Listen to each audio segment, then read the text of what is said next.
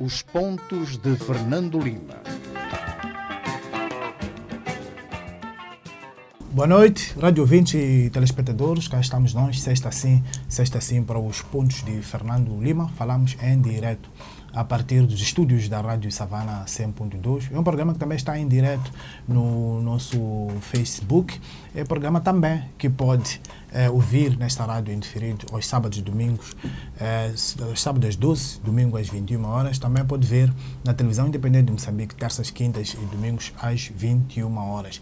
Pode ler também a versão escrita no Diário Média Fax e descarregar no nosso site www.savana.co.mz. Boa noite. Boa noite, Francisco. Bem-vindo a mais um programa. Estamos nós a caminhar e já estamos no quarto ano, é isso? Exatamente. Agora estamos de certeza absoluta. Iniciamos o programa também numa semana em que há boas notícias para todas estas operações de gás. O aeródromo do Afuns recebeu o primeiro avião. Recebeu o primeiro avião, apesar de não estar formalmente certificado, mas o mais importante é que já se pode aterrar em Afuns e isso torna todas as operações muito mais fáceis, o que é importante e, de algum modo, também reduz custos. Embora toda esta questão dos custos também é problemática, porque se diz que se há mais custos para as petrolíferas, depois eles vão imputar estes custos na operação ao Estado moçambicano e, portanto, depois não deve haver, digamos que a fatia das operadoras aumenta. Portanto, se é possível cortar nos custos para Moçambique enquanto Estado, é importante. E um cartão amarelo para o aeroporto de Nacala e também para o de Xaxai, que ainda está debaixo de muitas interrogações. Os dois, aliás, desesperadamente, a Aeroportos de Moçambique tenta mostrar que a operação de Nacala continua a ter um grande potencial. Eu gostaria que houvesse dividendos e que houvesse retorno de Nacala, mas eu acho que este tipo de operações tem que ser pensada globalmente, não é? Fazer-se pista, fazer-se aeroporto e depois ir-se à procura dos potenciais utilizadores, tentar vender-se a ideia de hub, porque a ideia, e acho que é bem pensada, era que Nacala fosse um hub, portanto, fosse uma plataforma. Uma placa giratória. Giratória, como de algum modo é Addis Abeba, como de algum modo é Nairobi e, sobretudo, com muito mais sucesso que Addis e que Nairobi, são Doha e o Dubai, onde todo o tráfego, incluindo para as Américas, é canalizado por esta via, para as Américas, para a Ásia e também para a Europa, portanto, depois com preços muito competitivos e com equipamento também que é imbatível, porque os aviões, quer da Emirates, quer da Qatar, estão sempre nos últimos modelos, oferecendo o maior conforto aos seus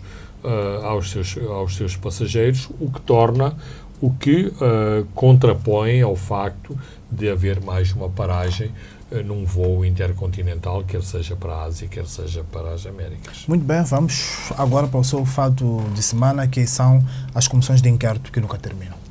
Bem, eu escolhi este tema porque esta semana, formalmente, a água devia jorrar em todas as torneiras dos cidadãos da cidade de Maputo. Aqueles que não têm torneira em casa devia circular no fontanário e aparentemente acho que não é isso que está a acontecer, mas nem sequer era essa a minha expectativa. A minha expectativa é que depois de 10 dias os moçambicanos, e não só os da cidade de Maputo, soubessem o que se passou com este desabamento dos suportes das condutas que abastecem água à capital.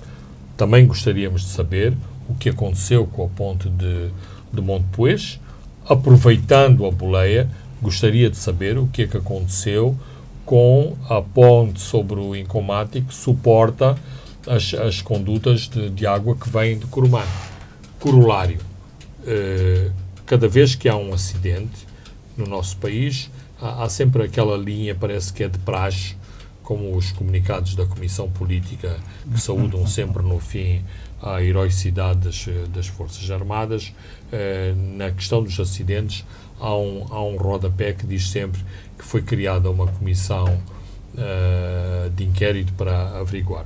Mas nós nunca ficamos a saber o que é que se passa. Então, eu gostaria mesmo que o Ministro das Obras Públicas, o seu Ministério, pelo menos naquilo que é relevante para este pelouro, viesse a público explicar o que é que aconteceu, quem são os responsáveis, quais foram as causas. Afinal, a transparência não é só nas nomeações e em todos os outros aspectos que têm a ver com os formalismos da administração pública.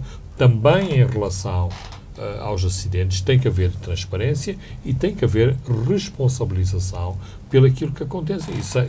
Mas, se há punições que têm que ser aplicadas, que elas não sejam feitas na sombra, que todos tomemos conhecimento, porque assim, e ao contrário do que esses responsáveis possam pensar, no diz-se, já há cabeças para rolar, já há dedos que são apontados a pessoas e a instituições, e às vezes é muito desmoralizador para essas instituições e para essas pessoas terem os dedos apontados quando não são responsáveis por determinadas coisas que aconteceram na sua instituição ou no seu ministério.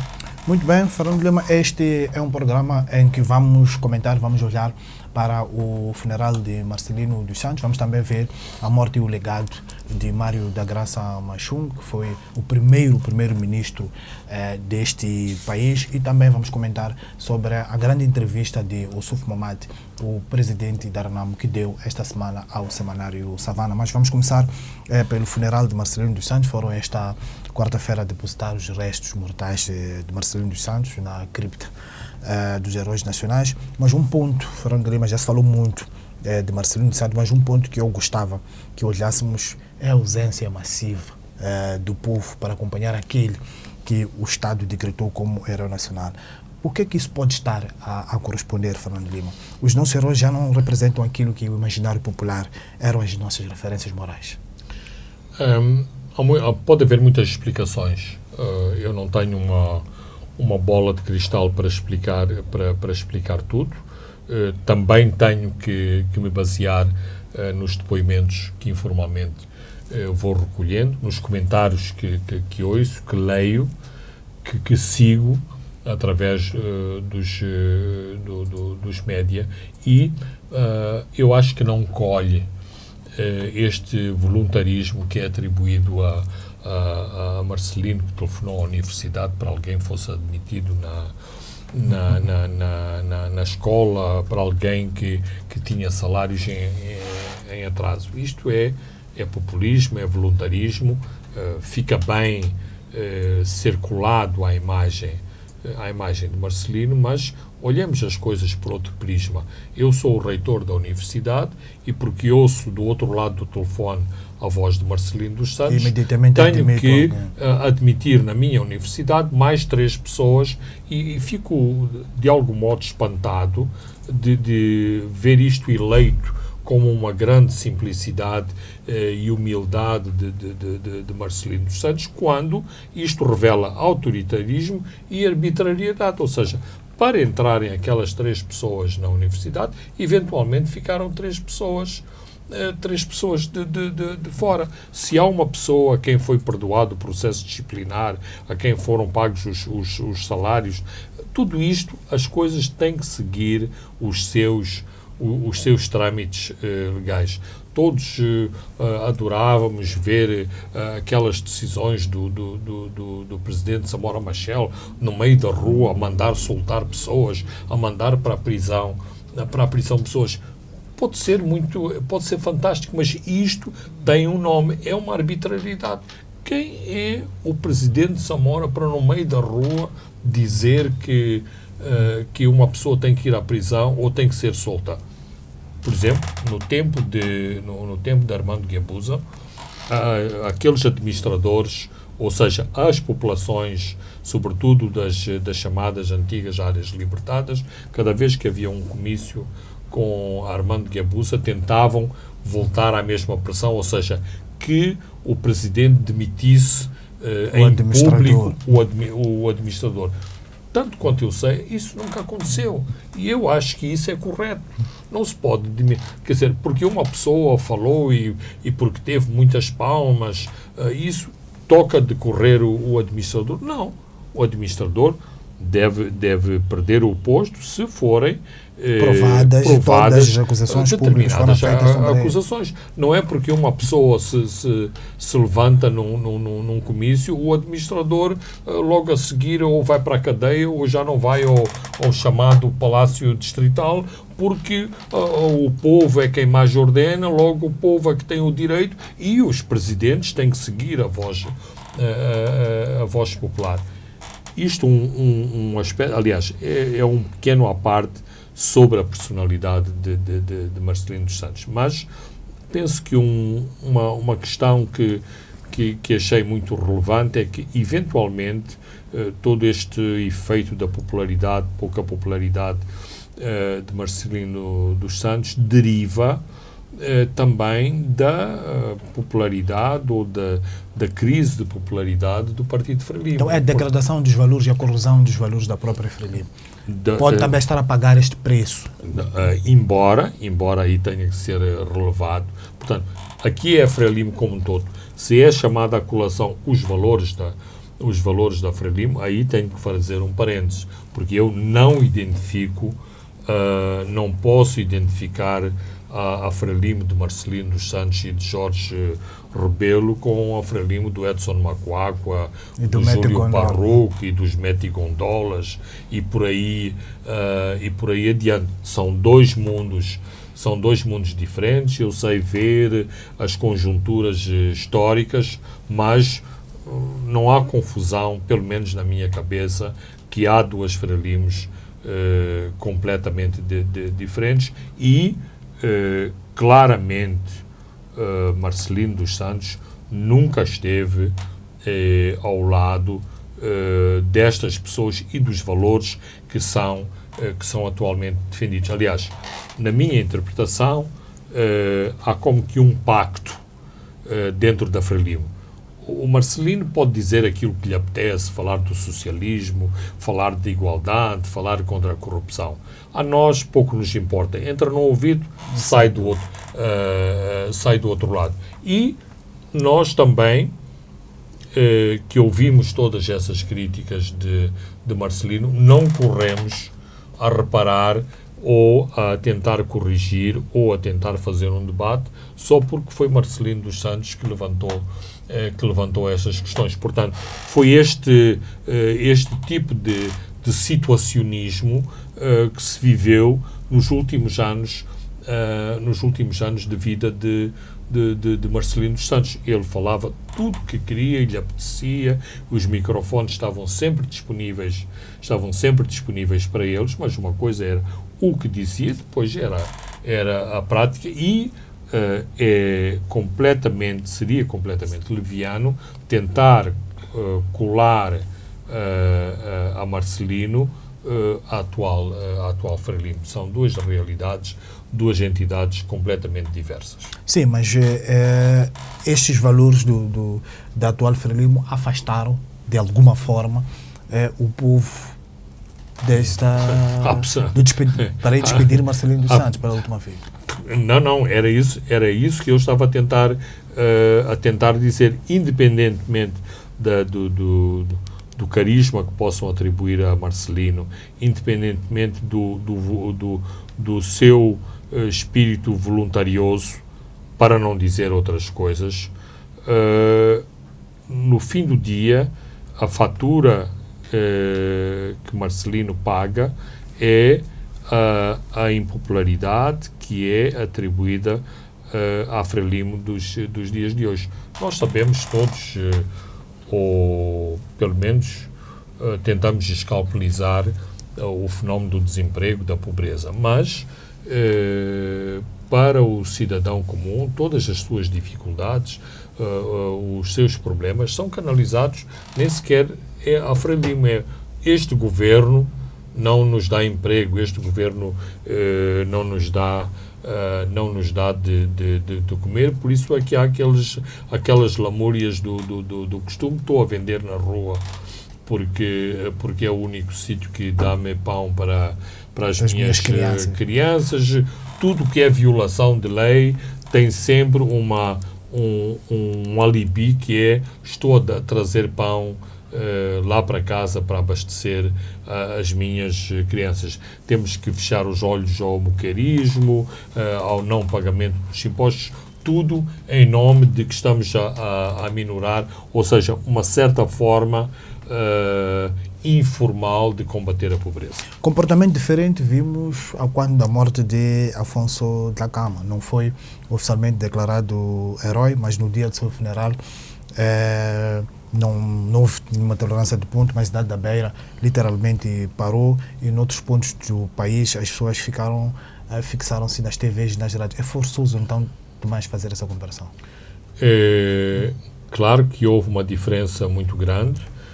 Claro que isto foi sentido, inclusivamente houve pressões para que houvesse a tal tolerância de ponto, sobretudo, por exemplo, na cidade da Beira, o que não aconteceu. Ou seja, isto depois, muitas vezes, acaba por virar-se o feitiço contra o feiticeiro. No passado, os artistas, os futebolistas eram como cidadãos de segunda quando morriam, ou quando chegava àquela altura de se homenagearem estas pessoas.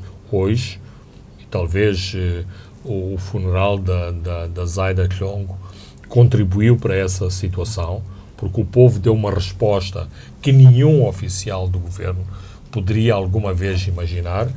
O presidente é o primeiro a mandar mensagem de congratulações para o futebol, para o boxe, para a vela, para a natação, exatamente porque sabem que o desporto ou determinadas figuras desportivas são populares, logo, e como acontece noutros países, os políticos têm que estar colados ao desporto, têm que estar colados aos cantores, aos pintores, enfim, o mundo das artes e do desporto faz parte do mosaico social de um país, e os políticos não podem viver à parte. Aliás, a Frelimo, dentro de um certo elitismo, achava que era ela que determinava os factos do país, os eventos do país, e não o contrário.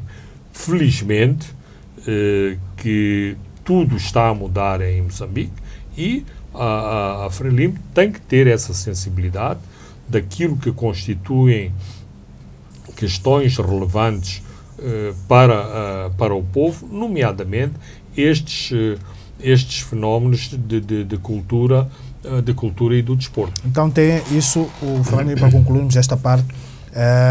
Já agora isto veio-me à memória uma coisa que eu acho que é muito incorreta. Tentar colar Marcelino dos Santos a Lourdes Mutola, penso que é um bocadinho forçado. Ou seja, eu acho que Marcelino foi importante na carreira de Mutola. Longe de mim tentar sugerir que algo diferente norteou o pensamento, tipo, quem levou Lourdes Mutola. Agora, não para se salientar o papel de Marcelino na carreira de Lourdes Mutola, não é preciso branquear a história. E todos sabemos que é José Craveirinha que teve este papel fundamental, mas o primeiro treinador da Lourdes era o Stélio Craveirinha, que é o filho do Zé Craveirinha. Agora, tentar pôr ali ao lado o Zé Craveirinha e o Stélio e ir buscar o o Marcelino, eu acho que é um bocadinho forçado. Mas também não se pode contornar o papel de Marcelino desporto no seu todo. Não. É inquestionável que ele era um super amante do desporto, adorava as manifestações desportivas, adorava ir aos estádios e adorava ir aos estádios não para se sentar na bancada, para bater palmas, não, falar com os atletas, com os treinadores, com os dirigentes desportivos. Aliás, esta semana passou por mim uma entrevista feita pelo Sol de Carvalho e o Flora Gomes, que eu espero que o Savana publique na próxima edição, e até na casa dos estudantes das colónias em Lisboa, Marcelino falou do desporto e como o Fernando Vaz era um fantástico futebolista, como o Amílcar Cabral era um fantástico futebolista. Portanto, não é de agora, quando ele ficou o dirigente da Frelimo, que se começou a interessar pelo desporto. Portanto, a seu dono, para enaltecer Marcelino, enaltecer o papel que ele teve na cultura e nas artes, não é preciso branquear por exemplo, talvez isto seja muito controverso, mas a minha interpretação do envolvimento de muitos dirigentes da Frelimo na Associação de Escritores Moçambicanos não é tanto pelo papel que eles tiveram nas letras moçambicanas, que é, mais uma vez, é inquestionável.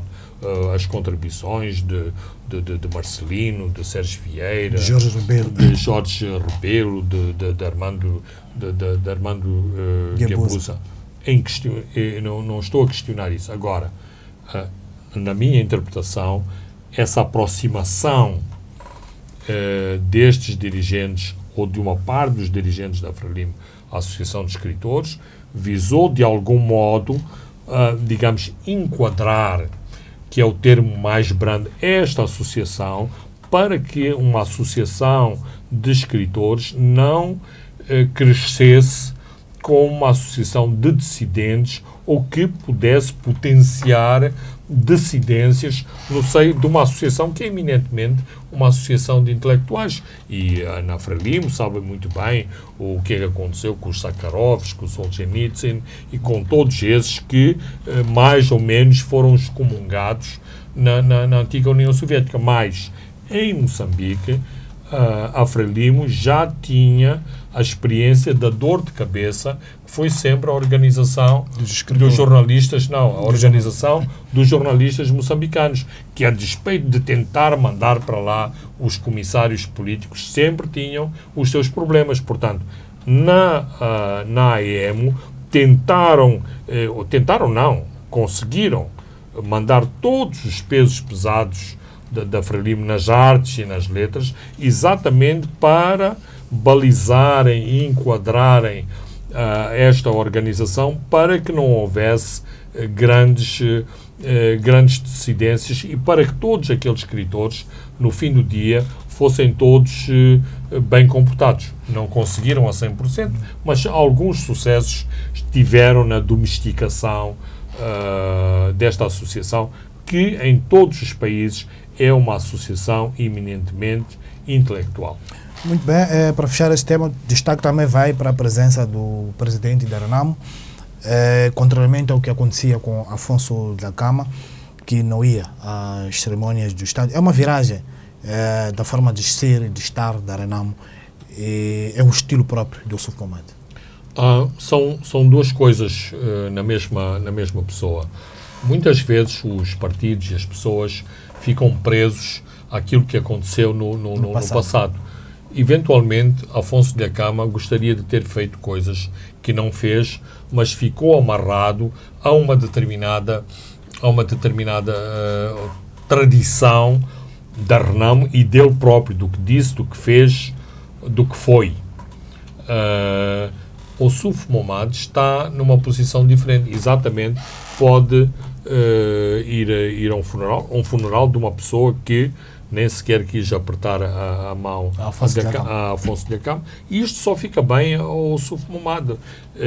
Claro que é discutível se, como ele disse na entrevista, que nos momentos da morte, do luto e da dor, não são os momentos de se questionar o passado. Isso é uma maneira meio religiosa de ver as coisas, com a qual eu não estou de acordo, mas acho importante e acho bem, e acho que ele agiu corretamente ao comparecer, ao dar a cara, e, portanto, e com a sua atitude, e foi acompanhado por parte da sua comissão política, dar um sinal diferente. Por exemplo, os irmãos Simango, penso que tiveram uma atitude diferente, e também compreendo porque é que tiveram uma atitude diferente. Porque é que tiveram uma atitude diferente. Os irmãos Simango tiveram a mãe e o pai fuzilados num campo de reeducação da Frelimo. Portanto, é muito, muito difícil, mesmo para um católico praticante, seguir os ensinamentos de Cristo, que quando levas uma bufetada, deves oferecer a outra face para seres esbofeteado no outro lado. Sobretudo em política. Portanto, não estou a dizer que deviam comparecer, mas estou a dizer que percebo porque é que tomaram esta posição, percebo porque Davis Simango, na sua primeira reação ao falecimento de Marcelino dos Santos, não quis, digamos, omitir determinados pronunciamentos em relação a esta figura da direção histórica da Frelimo. Vamos olhar agora para a morte e do legado de Mário da Graça Machungo, que mora aos 79 anos, que é um antigo primeiro-ministro moçambicano, foi o primeiro-ministro deste país, ocupou vários cargos ministeriais. Que notas Fernando Lima reteve de Mário Machungo desde a independência a esta parte? Um homem que teve um grande papel no programa de reabilitação econômica chamado PRE, em 1987. Eu acho que também em relação a Mário Machungo temos que recuar a antes da independência. E antes da independência não havia Mário Machungo, havia o Mário da Graça.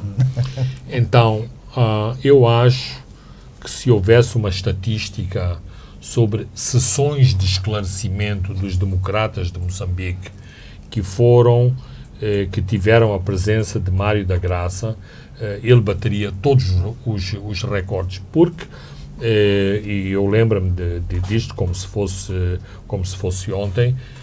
Qualquer solicitação que era dirigida aos democratas de Moçambique para que fossem orientar uma sessão, na altura chamava-se sessão de esclarecimento, havia sempre um complemento. Se for possível, era bom que fosse o camarada Mário da Graça, porque ele tem muito mais impacto. Portanto, ele teve um papel extraordinário em momentos de crise, de confusão, havia um ambiente de grande tensão.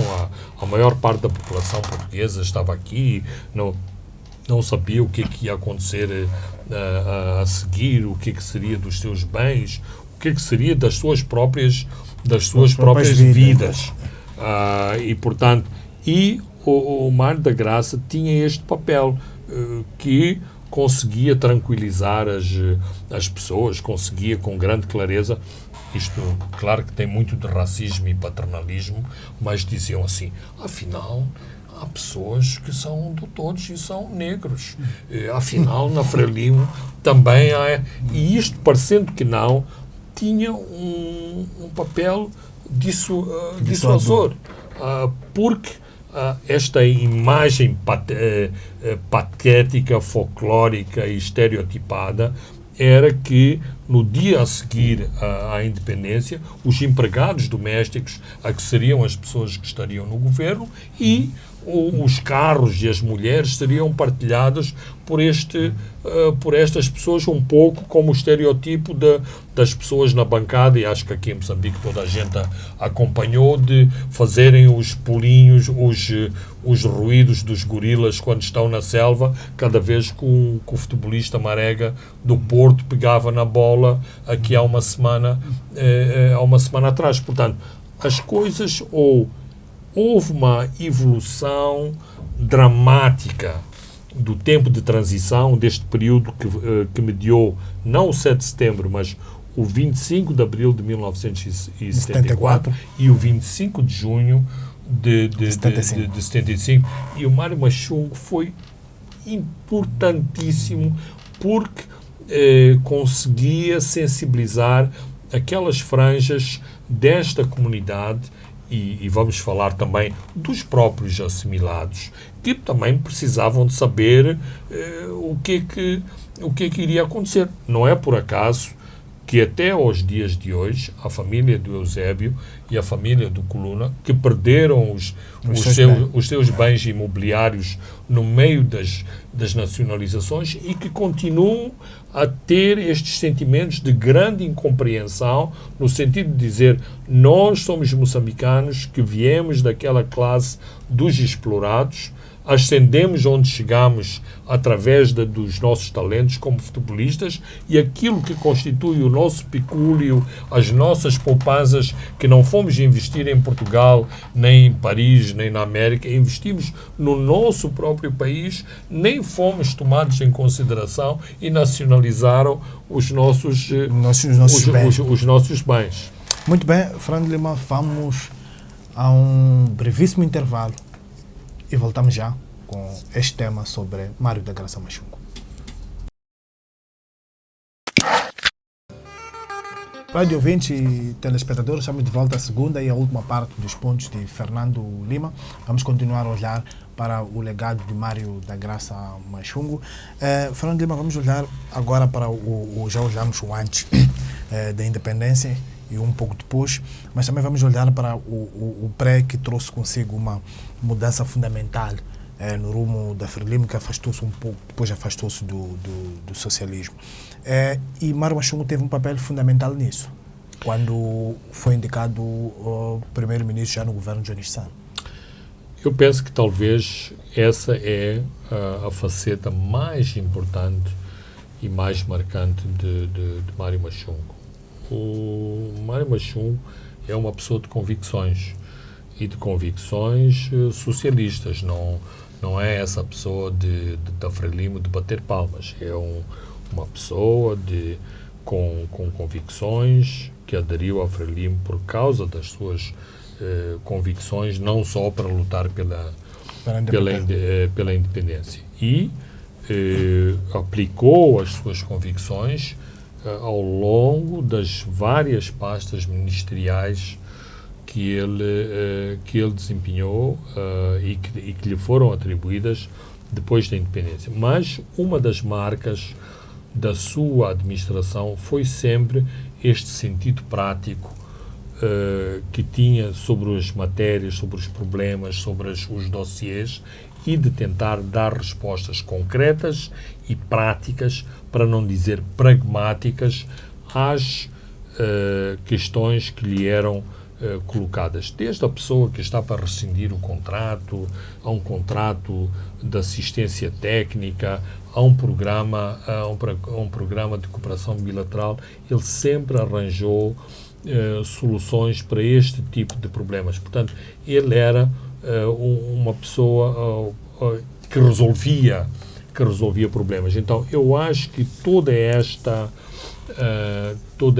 mudança nas políticas económicas de Moçambique não foi uma transição ao socialismo, não foi um vira-casacas, não foi uma pessoa que de repente achou que o capitalismo é muito melhor que o socialismo. Não. Penso que resulta da sua compreensão de que tínhamos chegado ao fim da linha numa determinada perspectiva. Mas também neste momento já havia o colapso do país socialista, que era um suporte.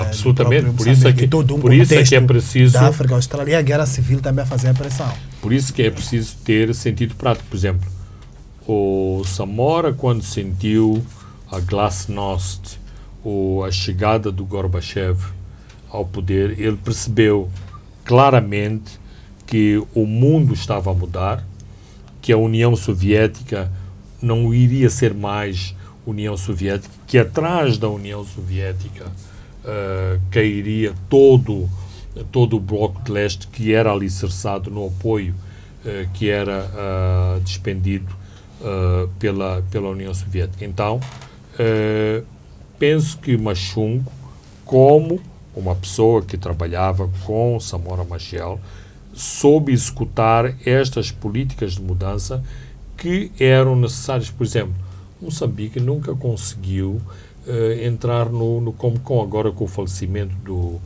do Marcelino, passaram muitas vezes uma declaração toda entusiástica de Marcelino sobre o apoio do Bloco de Leste a Moçambique, a indústria do aço, do ferro.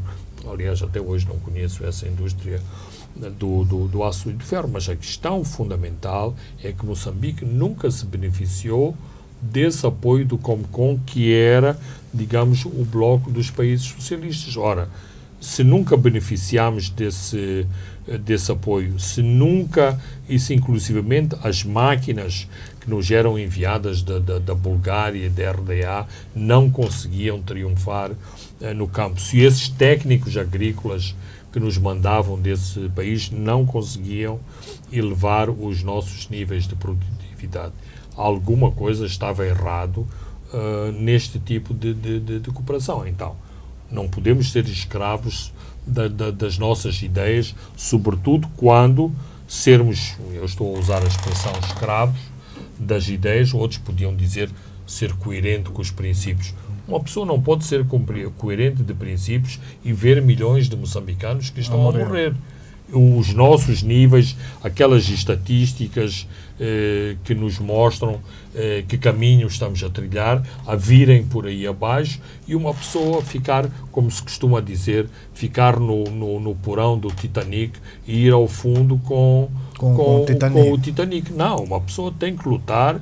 Tem que se adaptar às circunstâncias. Sim, e se o Titanic vai ao fundo, eu tenho que tentar tirar o máximo de pessoas fora do barco e ir tentar a vida no outro lado. Portanto, aquilo que foi tentado na altura e que foram as alternativas. Claro que aqui em Moçambique depois há um grande seguidismo, ou seja, da mesma maneira que o socialismo era o farol e o sol de Moçambique, depois a economia de mercado passou também a ser, as privatizações resolviam tudo. Aliás, acho que houve um grande desastre nas privatizações e na criação dos empresários moçambicanos que venderam ao desbarato as próprias companhias que também obtiveram a preço de banana. A Conta Geral do Estado continua a trazer todos esses devedores da nomenclatura da Frelimo, que ainda não pagaram aquilo que adquiriram ao Estado, porque era preciso, só para ficar com a empresa, para ficar com o armazém, para ficar com os bens daquela empresa, era preciso apenas depositarem 10%. A maior parte desses chamados novos empresários pagaram aqueles 10%, nunca mais pagaram nada. Ou seja, este é o começo do capitalismo moçambicano. Aí temos que ser críticos. Agora, que tínhamos que mudar e que não havia outra alternativa senão esta mudança. Havia guerra, havia um contexto de grande hostilidade em relação ao país. Era necessário. E o Mário, dentro deste contexto, o Mário Machung foi muito importante porque ele tinha à sua volta um grupo importante de jovens ministros muito talentosos que ele conseguia mobilizar para novos programas, que sabia levá-los à compreensão da necessidade de mudança, e o papel dele foi extremamente importante nessa fase muito penosa do país. Depois dedicou-se à banca. quando virou empresário, nessa altura foi acusado em certos setores de ter traído os seus ideais. Foi se dedicar exatamente àquilo que combatia. Aí não tenho grandes opiniões, como também não fico particularmente excitado com todos esses ex-ministros que resolvem aderir aos conselhos de administração dos bancos estrangeiros que andam por aí. Mas é assim, se ele já não servia no governo, bem, foi trabalhar no setor privado.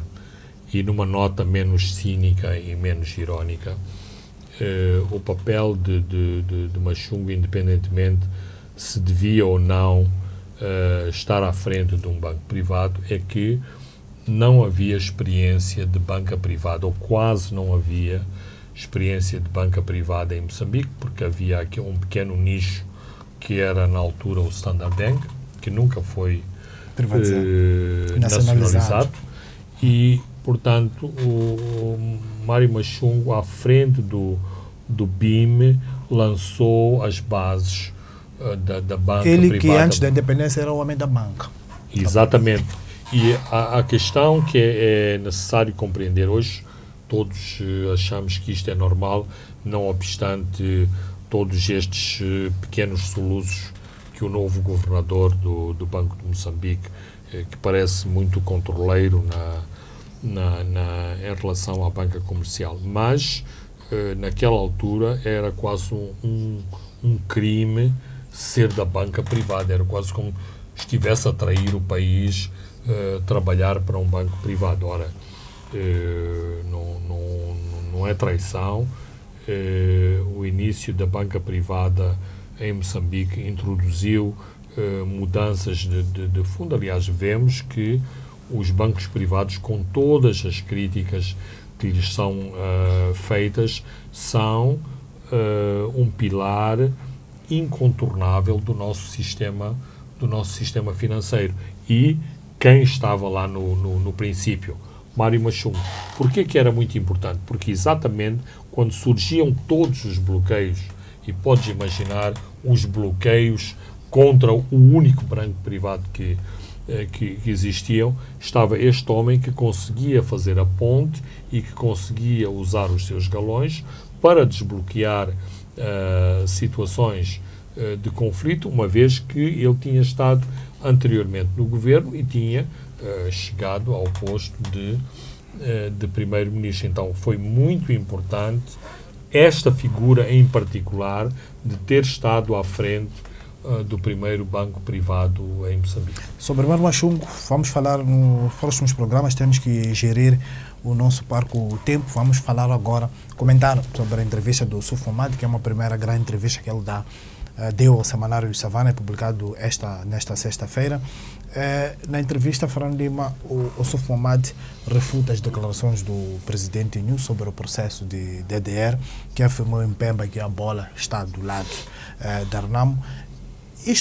Esta toda a confusão, Fernando Lima, resulta do facto de todo o cronograma ser apenas de domínio dos dois e o processo não ter sido muito transparente, não ter sido muito amplo sobre o seu debate. Bem, é verdade que o processo não foi transparente, não está a ser transparente e claro que isto causa danos no processo. Mas já aqui dissemos, e essa é a minha interpretação, que este processo ficou refém de dois elementos fundamentais. Um, das pressas que houve em concluir determinados documentos. Para que façamos as eleições. Que falavam da desmobilização, estabeleciam os parâmetros da desmobilização, mas com aquele calendário extremamente apertado que eram as eleições. Depois, um segundo aspecto que tem a ver com o desenlace das eleições, com as acusações de fraude em relação ao processo eleitoral e que deixou feridas, marcas, problemas, obstáculos que ainda não estão ultrapassados. E, portanto, o processo de desmobilização também foi ferido por esta conjuntura que não é favorável a um processo desta natureza, com uma Renamo que está fragilizada e que, portanto, procura utilizar elementos, digamos, que não são diretamente ligados à desmobilização para dizer esta é a causa de não estarmos 100% cooperativos. Agora, aquilo que o Sufo Momad diz na entrevista, e isto é importante, e é importante esta entrevista, é que não há apenas uma narrativa, a narrativa do Presidente da República em relação ao processo de desmobilização, ou seja, a Renamo e o Presidente da Renamo têm a sua própria explicação com elementos muito concretos de porquê que o processo não está a avançar. E nós sabemos, por exemplos anteriores, que toda esta questão da integração da Renamo ou de elementos militares da Renamo na polícia não é um assunto pacífico. E até a própria derrota eleitoral da Renamo encoraja os elementos hostis na polícia moçambicana e no exército moçambicano a, digamos, arrastar os pés no processo de integração dos oficiais da Renamo. Portanto, é preciso... O Sul fala muito bem que há 10 homens que já foram treinados, mas já ainda estão em Moamba. Exato, porque é assim, depois aqui começa aquele processo de quem é quem no processo. Tu bloqueias aqui, eu bloqueio-te aqui, e há como que uma bola de neve que rola na sombra e que complica tudo e que complica o processo. Por exemplo, não me parece que o enviado pessoal do secretário-geral das Nações Unidas, o Mirko Manzoni, seja o responsável por este colapso. Não acho que o Mirko Manzoni seja um homem de mão do Presidente da República, mas todas estas críticas e todo este levantar de voz contra o representante do secretário-geral é propiciado pelo facto do processo não estar a avançar. Portanto, talvez há uma necessidade de um recomeçar de novo neste entendimento necessário e importante entre o Governo e a Renamo. Mas, se houver passos concretos na desmilitarização, desmobilização, uma parte, não todo o assunto junta militar, mas uma parte do assunto junta militar desaparece quase que naturalmente. Ou seja, se eu estou aqui na mata a sofrer e vejo os meus companheiros de rota ali ao lado a terem vencimento, terem nova casa, terem, no fundo, condições melhores, não é que isto automaticamente faz com que eu vou entregar a K-47, mas é um dissuasor muito importante naquelas noites de cacimbo, frias, que uma pessoa não tem a própria manta para cobrir do frio, a dizer, se os outros estão numa boa, porque que eu não hei de estar? Portanto,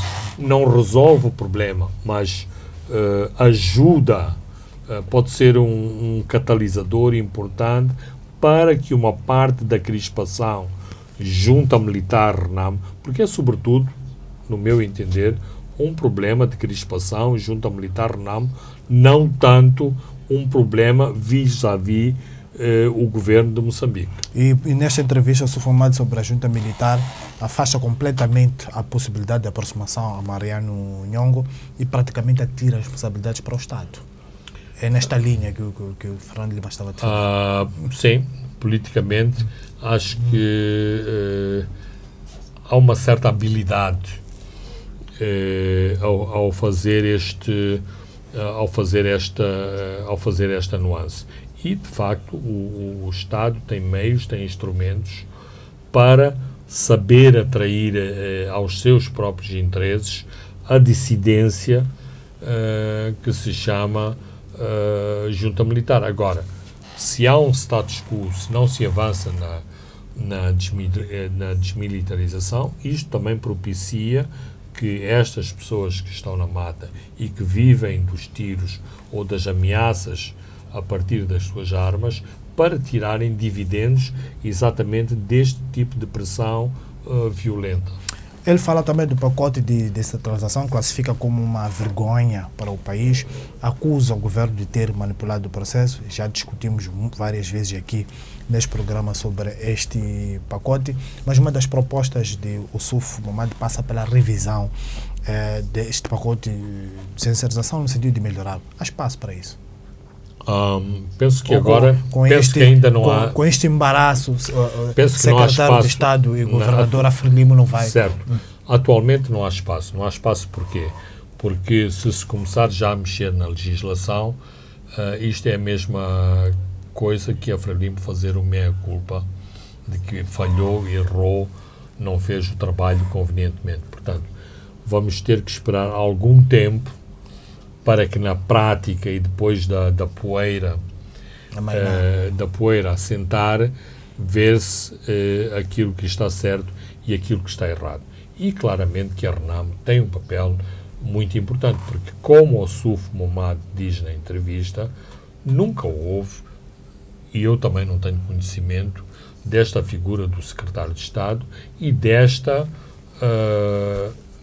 minimização ridícula dos governadores a serem meros corta-fitas. Mesmo do ponto de vista legal, há uma grande confusão, por isso que a ministra mais atarefada do atual governo parece ser a ministra da Administração Estatal, que tem que estar todas as semanas a produzir regulamentos e orientações para as províncias de como o secretário de Estado se pode harmonizar com o governador. Ora, não houve tempo, não houve tantos meses que pudessem programar todas estas confusões, mas também não me parece, e estou em última análise a repetir o que já disse antes, nem no próprio espírito da alteração constitucional que tantos poderes, nomeadamente de natureza executiva,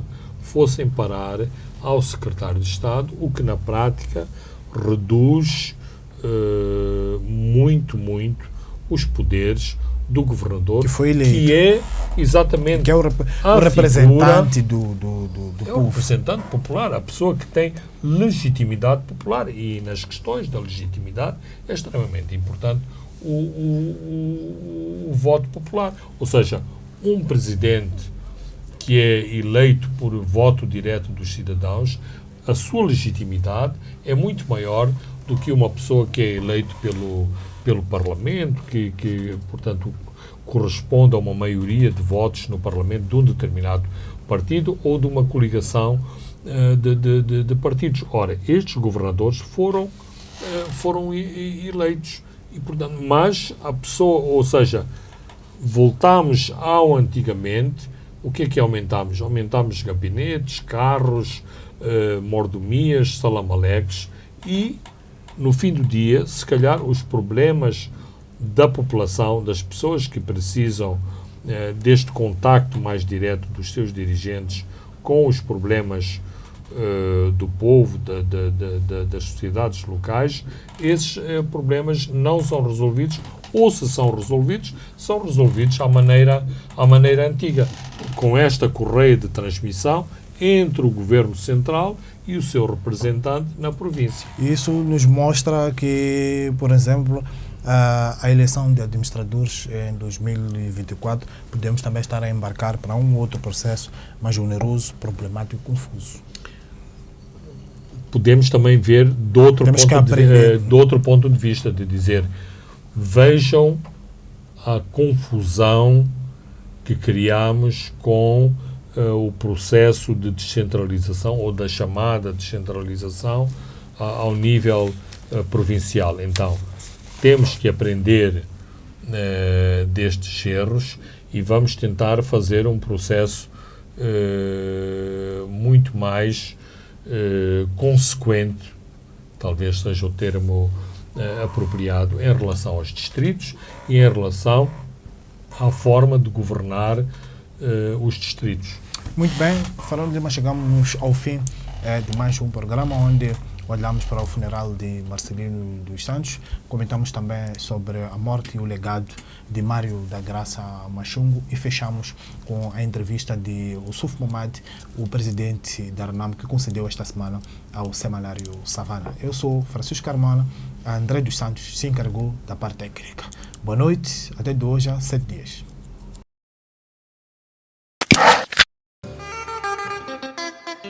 Os pontos de Fernando Lima.